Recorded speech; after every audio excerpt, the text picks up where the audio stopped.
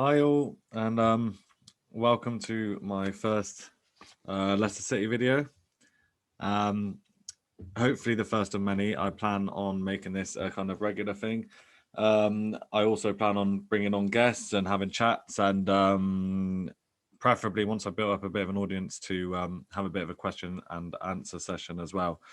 So yeah, I'm going to start with this first video on Leicester's summer transfer business so far, just looking at the ins and outs, the main kind of targets that we're still looking at or being linked with, and just looking ahead to the start of the season. It's coming up sooner than you might think. It's about a month away. We've got 4 friendlies coming up before then. And yeah, the sooner that we can get our transfer business completed, the better. Which actually, yeah, so I can start with the business that we've already done. I think with the Euros happening, it's been particularly difficult to get certain deals over the line. Obviously, if a player's competing for their country, they're not going to be looking at any transfer activity while the tournament's going on. I know that's affected other clubs that have been targeting players who are in the tournament. Obviously, we have completed 2 signings so far, neither of which were in the tournament, which obviously has helped to get them over the line. And on the face of it, they look like very shrewd signings. So we got Patson Daka, who obviously young striker for Salzburg, used to play up front with Haaland for them. Has been getting a lot of praise kind of around Europe for his performance over the last couple of seasons, especially. And last year he was just shy of a goal a game in the Austrian Bundesliga. So by all accounts, a very exciting signing. £23 million, I think it was, for a very young striker who is, from my understanding, is still quite a raw talent, but somebody who could really make a difference to our attacking lineup. From what I've seen, obviously I've done the same as the rest of you. I've looked at his highlights on YouTube to see what he's looking like. Obviously that doesn't give a full appreciation as to his skill set, and you can actually tell by watching those highlights that some of the defending in the Austrian Bundesliga was definitely a bit suspect. I wonder what kind of level it actually is, compared to the Premier League. But looking at his kind of skill set and his assets, obviously they've identified him as a bit of a Vardy replacement. He's got the pace, he's got the finishing ability, and he's also, from what I've seen in his just from his kind of interview, having announced when his signing was announced, he's definitely got great character. He's very focused on what he wants to achieve, and I think he's going to fit in perfectly with the Leicester team. One advantage that I picked up on was obviously that he isn't going to be going to the African Cup of Nations this season. Zambia didn't qualify, so we're not going to lose him. Obviously, we're already going to lose Iheanacho, Ndidi, Amati, who obviously isn't a regular starter anyway, but still another player that we're going to lose. So yeah, I think that's a real positive. And whether or not he's going to be a starter straight away, I don't know. Obviously, he's going to be competing with Iheanacho, who had a fantastic season, and with Vardy, who I don't think is ready to be, to not be a regular starter. I think he definitely wants to carry on as the main man for at least another year or two. It does pose the question: are we going to be playing 2 up front? Obviously, we were kind of forced into that last season with the injuries that we had. And it led to kind of reshaping the team to a 3-5-2 with Vardy and Iheanacho up front. So I suspect that might be the primary formation going into this season. Obviously, Rodgers likes to tinker and change it up anyway. And when we have wingers back and available, especially Harvey Barnes, it's going to be a bit more tricky to play that formation because you play with wing backs and it's harder to accommodate those wingers in the team. So yeah, really interested to see how Patson Daka does, and really excited to see him in a Leicester shirt. which brings me on to the second signing that was just announced last week. So Boubakary Soumaré from Lille. I think that's the other thing about these two signings. Obviously, Rodgers said at the back end of last season that what he wanted to do was to bring in some more firepower, and to bring in people who he described as winners, people who are used to being in teams that win games. They have that kind of demand and expectation upon them. And so Daka, obviously, champion of the Austrian Bundesliga, won Player of the Year there, was top scorer. So you couldn't really ask for much more than that in terms of looking at that specific criteria. And the same with Soumaré. Obviously, just won the league with Lille, a massive upset to outdo Paris Saint-Germain. He was injured for the first part of the season, but then I believe once he came back, he was kind of a regular in that midfield. And from what I've seen of him, he looks like a really exciting player. Someone who can carry the ball, has great close control, a good passing range. I know that there have been some comparisons in the past to Yaya Toure, which is probably a bit ambitious. We know how good Yaya was, especially in those years for Man City. But in terms of his build and his physique and his kind of close control and ability to drive forwards from midfield with the ball, I can see where those kind of comparisons have come from. It's going to be interesting to see where he competes now in centre midfield. Obviously, like Tielemans and Ndidi have been quite fixed in that position. They are both quality players who would probably get into pretty much any midfield in the Premier League. Maybe barring kind of Man City, but I think any team would be really happy to have them. So it'll be interesting to see. I think the more competition we have, the better. Obviously, we have the Europa League, so there is plenty of games to rotate and to give everyone a chance. But yeah, it'll be interesting to see how that kind of plays out and how he fits in. I think that Daka and Soumaré, both of them, I don't think there's any rush to get them in. We have quality players already in their position, so I think that's an advantage. So we can kind of phase them in, get them used to Premier League football, and and not put too much pressure on them too soon. Again, in terms of the transfer fee, I think it was it just short of 20 million in the end, which seems like a really astute purchase. I think that he had 1 year left on his contract. It surprises me that both of those signings, it didn't really seem like we had much competition. I know that Liverpool were had been linked to Daka and had been looking at him, but we seem to have managed to get both of those transfers over the line without too much kind of competition or other teams pushing the price up, which is really, really good. And last but not least, not officially signed yet, although by all accounts, I mean, Sky Sports basically announced it, even though it was definitely premature. But Ryan Bertrand on a free transfer, obviously not quite as exciting as the other two, not likely to be a really key first team player, but a free transfer.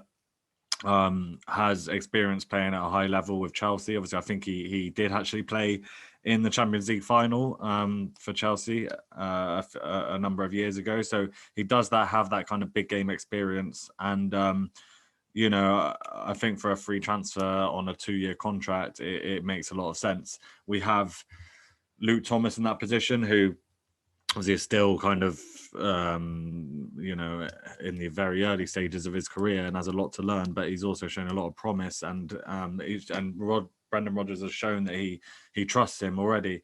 And obviously James Justin recovering from that knee injury, obviously can play on the right or the left, but actually whenever he's played on the left, he's looked perfectly suited to that side.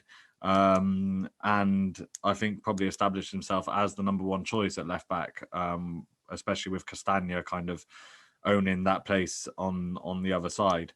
But yeah, I'm not sure exactly how long Justin's going to be out for, but I suspect he'll miss at least the first couple of months, and then it'll be between kind of Bertrand and Thomas to fight out for that left back position.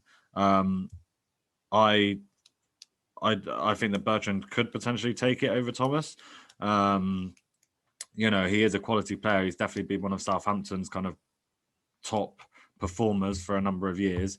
And yeah, it'll be interesting to see kind of how Rodgers plays that, whether he kind of goes for Bertrand's experience or whether he continues to kind of trust Thomas in that role.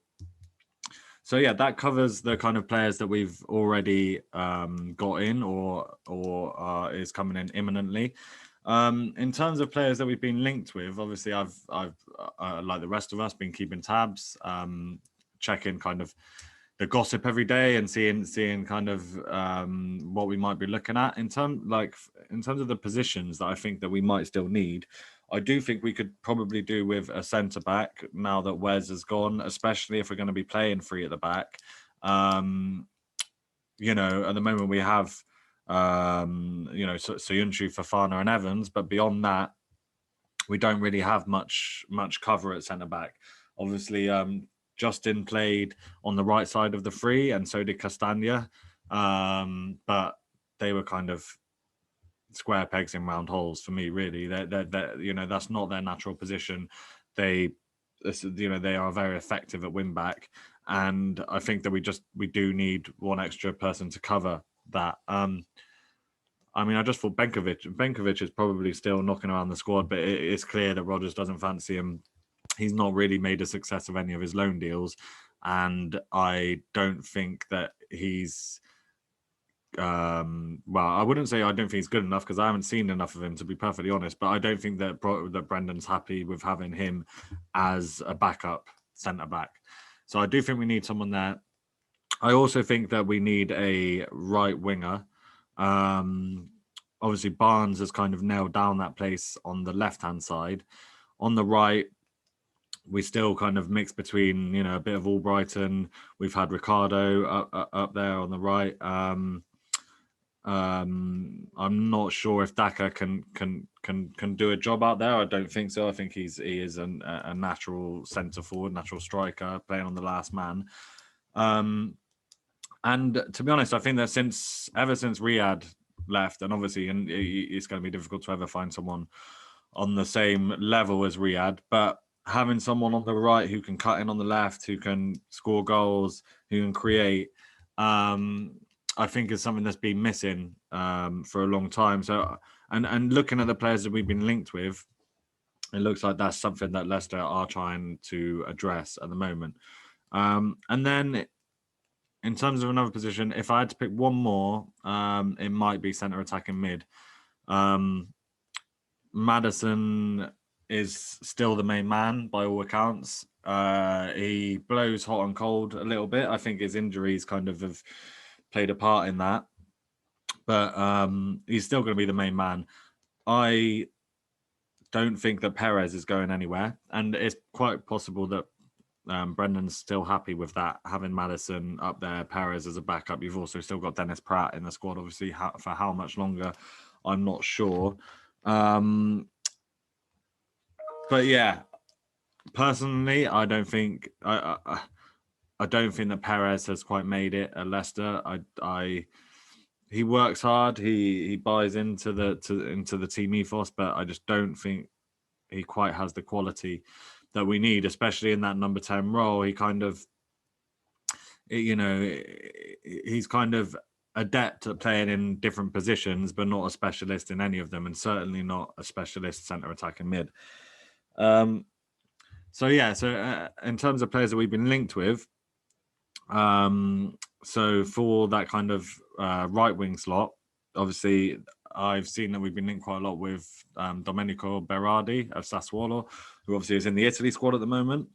I think that is possible as a transfer. Obviously, like I say, with him being at the Euros, nothing would have happened, even if we have very concrete interest, even if we put in a bid, nothing would have happened by this point. We need the Italy-England final to play out on Sunday and to see whether anything materializes from that. He has a really good record for Sassuolo in Serie A. He did start as the main right winger for Italy, and he's sort of been replaced by Chiesa during the tournament, which you can't really argue because Chiesa's been kind of outstanding ever since he's come in. But he does very much fit the bill as a right winger who cuts inside, likes to score goals, technically very strong, not necessarily the quickest, but technically very strong. And it's a really interesting link for me. I think even if they don't get him in, like I say, I think it does kind of give an idea as to what they're looking for, and they see that kind of right wing as a slot that they could fill. Another one that we've been linked with, and maybe this is more the kind of centre attacking midfield position, is obviously Coutinho, and these rumours continue. They've been going on for a while now. I would be very surprised if we brought him in, even for a loan or whatever. His wage at Barcelona is through the roof. It's ridiculous. We are obviously quite careful about how much we spend, and you know, we compete with wages. We can go, you know, I know that some of our players are on over 100,000 a week, which obviously is a very competitive wage offering. But when you're getting to the level of, you know, your Coutinho's or you know, any players who play for the kind of top elite clubs in Europe, their wages are going to be astronomical. And I don't see Leicester kind of breaking their payment structure for someone like Coutinho. It also kind of smells of, you know, that I think that Barca, you know, are desperate to get rid of him. He's probably desperate to move, but there's a lack of suitors. Nobody really wants to take that risk. He's got a bad injury track record. He's injury prone. He has not really done particularly well at the clubs he's been on loan at since he's been at Barca. And, you know, I know that he was a quality player for Liverpool, you know, a few years ago when he was playing in the Premier League. But for me, it's just it's not a priority. It's not the sort of player that we should be looking at. We're not gonna, you know, turn a profit on him. And I also don't know if he'll really fit into the kind of Leicester City ethos. You know, it's like, is he really gonna be committed to the club and really trying to make a success out of it? I don't see it. I don't see it personally. And then centre back wise, there have been some rumours, and I know that it's, you know, I know that it is something that I think the club are looking at, not necessarily a starter, because I think that we're quite we're in a good position with Evans, Söyüncü, and Fofana, but just someone to kind of use as a backup or to provide some extra competition. So the players we haven't been linked with, as usual, Tarkovsky. It's been like every year for the last kind of few seasons that we've been linked with Tarkovsky.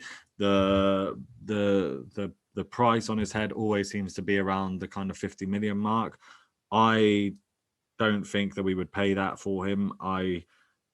As I say, I don't think we necessarily need a starter, so it seems silly to be paying that much on someone who you don't necessarily need as like your top choice centre back.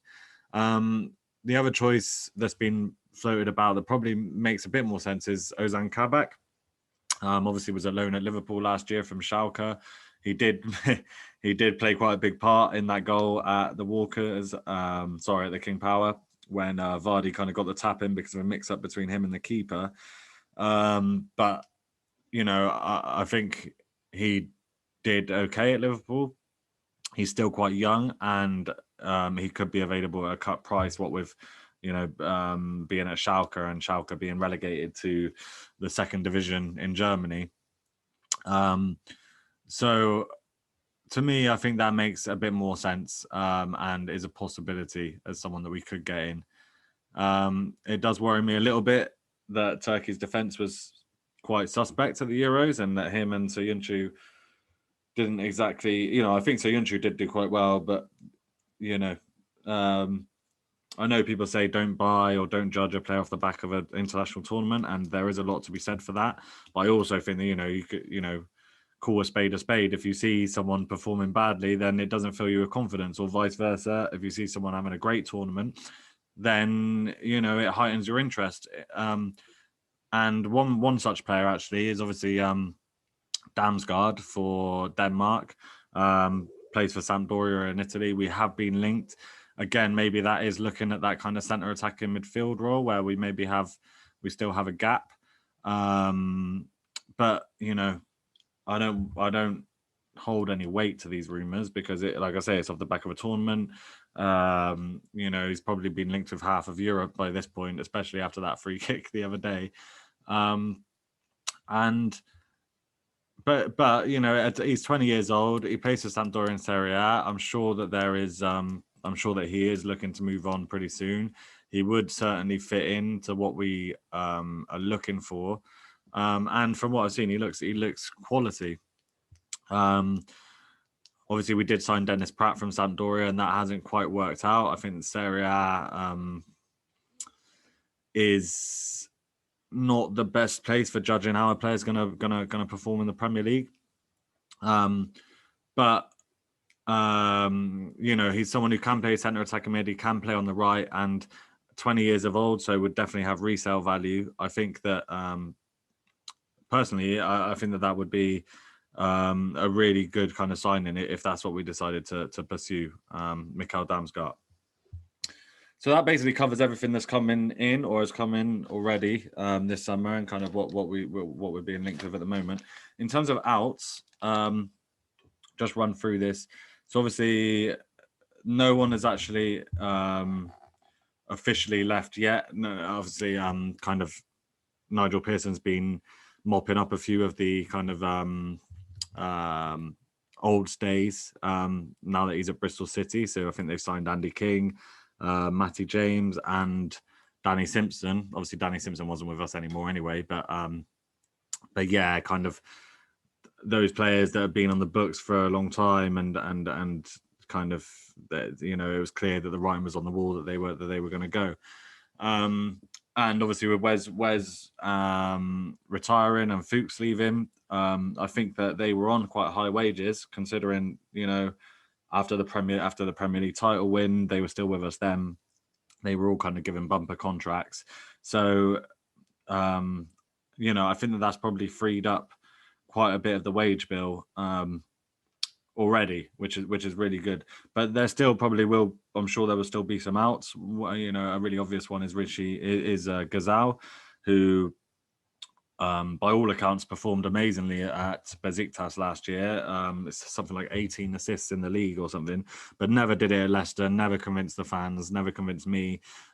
He was a bit unfortunate to be kind of seen as a bit of a Riyadh 2.0, especially kind of having a similar physique, being from Algeria, playing in the same position. It was always going to be tough for him to live up to kind of what the fans were used to, I suppose, from someone of that ilk.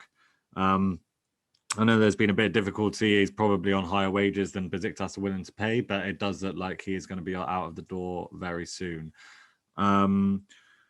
Other ones that have been linked. The one thing that I was saying to my brother actually was, we do sell, or the last few seasons, ever since we won the Premier League, we've always sold one big name, one key player from the first team, and we've got really good money for all of those, except from obviously Kante, but he had a buyout clause for 30 million, and Chelsea obviously snapped that up. And I think ever since then, Leicester don't put buyout clauses in anyone's contract. It's sort of a decision that they made, and sure enough, since then nobody that I know of has had a minimum fee release clause, and certainly no one's met the minimum fee release clause if there is one. But yeah, so I was kind of pondering if, our track record of selling one big name every summer, so N'Golo Kante, followed by, I think, was it Danny Drinkwater for 35 million, and then obviously Maguire for 80, then Chilwell last year for 45. So, and obviously Mahrez for 60 to Man City. So we have this track record. We get good money for these players. They, we make sure that we have kind of replacements lined up, and it's been a tactic that has worked really well for us, and financially makes a lot of sense for the club. But on that note, if we're going to follow that process, then who is going to be that person this season? Who's going to be the kind of mainstay, the first teamer who's going to move on? There have been rumours, of course, linking Arsenal to Maddison. They are desperate for a centre attacking mid. They are being linked with all sorts of names at the moment. But when I first saw that, I thought that's a possibility. I think Maddison still has to reach his potential at Leicester. I think he's shown glimpses and had bits of form where he's shown how good he can be. Last season, obviously, he was getting on the score sheet a lot more and kind of supporting Vardy and getting in the box a lot more, which was promising. But I did think when I saw that rumour, if it's the right money, maybe Leicester would look at that. And what is the right money? 50 million plus, I'd say, maybe 60. Which I really like Maddison. I love his attitude. He's clearly kind of a big part of that dressing room now. He's established himself in that dressing room. But if it was that sort of money, I would be very tempted to take it. And I think that Arsenal, they would be overpaying essentially for that. But on the flip side, I don't see Arsenal spending that kind of money on a Maddison. I think that they have a lot of positions to address, and I think that it would be risky for them to spend so much on, on someone who is still got a lot to prove in my book. Still got a lot to prove. So if not Maddison, who else could it be? Another name that's been linked a lot with a move away has been Soyuncu. Some big clubs linked with him. I saw Barcelona at one stage, maybe Man United. And again, I'd say that's a possibility if we're playing four at the back with two centre backs. For me, I think for the vast majority of Leicester fans, those two would be Evans and Fofana at the moment. I think Fofana and Soyuncu together is, just in terms of communication and experience, is a little bit worrying. Also, the fact that they both like to kind of press and get the ball, as quickly as possible, whereas Evans kind of balances that because he sits back a bit more, he organises a bit more. So maybe Soyuncu, again, I think you'd be looking at least 40 million. But I think because we are looking potentially at playing three at the back, and we do really have three first choice centre backs at the moment, I'd be surprised if he went. And then the last kind of big name, that big money, one that I've seen linked recently has been Harvey Barnes, potentially to Liverpool, apparently. Again, I'd be very surprised at that. He wouldn't be a starter there. Obviously, no one's really going to take over from Salah or Mane anytime soon. He is injured. He obviously got injured at the back end of last season. So again, it seems like an odd time to pick someone like that up when, he's not come back to full fitness yet, and you don't really know what level he's going to be at when he does. I really like Harvey Barnes. I think he's come on leaps and bounds the last couple of years. He's one of our biggest threats when he's on the pitch. He is a natural on that left-hand side, and I just don't think he'll be going anywhere. Not this season, anyway. I'd be very surprised. So that kind of covers the kind of big names. There've been a few others flying around for Fofana to Real Madrid. I just can't see that happening in a million years. Especially, he's only had his breakthrough season. We're not going to be getting rid of him yet. So maybe this is that first summer where we don't sell a big name, where we hold on to our big players and build on it. And that would be really good to see, I think. At the end of the day, if the right deal isn't there to be made, if someone's not willing to pay the price for some of our biggest assets, then we're better off keeping them and building on what we already have. We've seen from other clubs, I think, selling one per summer is a sensible tactic, but we've seen from kind of Liverpool Southampton, where obviously they had so much quality in their team, and over the course of a few years they've lost all of their biggest assets, and they failed to replace them with players of the same quality, and they've slid down the table every year. So you have to be very careful selling your best players. You know, you have to, you have to really keep hold of as many as you can, and only sell them when the price is right. And that's something that we have been really, really good at. In terms of other names that have been linked to move away, and I don't categorize them in that sort of big money transfer possibilities. But obviously, Albrighton to Burnley has been a really strong one in the last few days.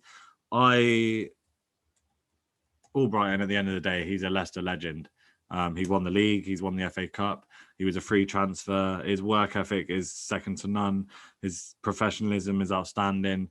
He's an absolute legend. The last couple of years, I have wondered whether we've outgrown him a little bit. And I think it's been shown by, in the Premier League season, winning season, he was starting every game. Now he finds starts quite hard to come by. And he's also kind of, is he 30 now or about to turn 30? So he's getting on a bit in terms of his age. He was never really blessed with, loads of pace in the first place, but yeah, what pace he had is likely to kind of go. I would like to keep him as a squad player if he's happy to continue in that role. But if he was to move on for the reason that he's going to get more first team football at Burnley, he's going to be probably one of their kind of key players. I think we shouldn't really stand in his way. He deserves to be playing. I'm sure he feels like he's still got more to give. I think that it might be the right time to kind of say to kind of part ways with him, and it would be a massive shame, but I think it's part of the evolution of Leicester. At the end of the day, he's only ever going to be a squad player. If he's happy to continue in that role, then great. I think we should keep him. If not, then I think we kind of shake hands and we say all the best, thanks for everything, and best of luck. So yeah, I wouldn't be surprised if that one happens, to be honest. And then I think the other one that is probably quite likely is Dennis Pratt. It's not really ever worked out for him. I've never been fully convinced that he's up to the speed of the Premier League. And he's good enough to be starting for a good side. He's in the Belgium squad. He was probably one of Sampdoria's key players. He played pretty much every game for them, and he's never going to upend either Maddison in the centre attacking midfield role or Tielemans in centre midfield. It's never going to happen. I think it was a bit of a strange signing in the first place, but I guess you do need quality throughout the squad, and they obviously saw him as an extra player in centre midfield. But now that we've got Samare as well, I think that his time is his days are numbered. And if we can get anywhere near what we paid for him, which I think was about 20 million, 18 million, if we can get 15 or so, I think it's time. It would be time for him to move on, and it would be the best outcome for him and for the club. So yeah, I think that pretty much covers all of the kind of transfers that are kind of happening at the moment. I hope you enjoyed the video. As I say, hopefully it'll be the first of many. Next time it should be live. So I'd really love it if we could get a bit of a kind of question and answer session going and get you guys involved in the video. And if you've enjoyed it, please give it a like, and who knows, maybe even a subscribe. It would be, it would be really encouraging to see that. And any feedback, positive or negative, just go for it. I don't mind. So thanks all. Until next time. Thanks.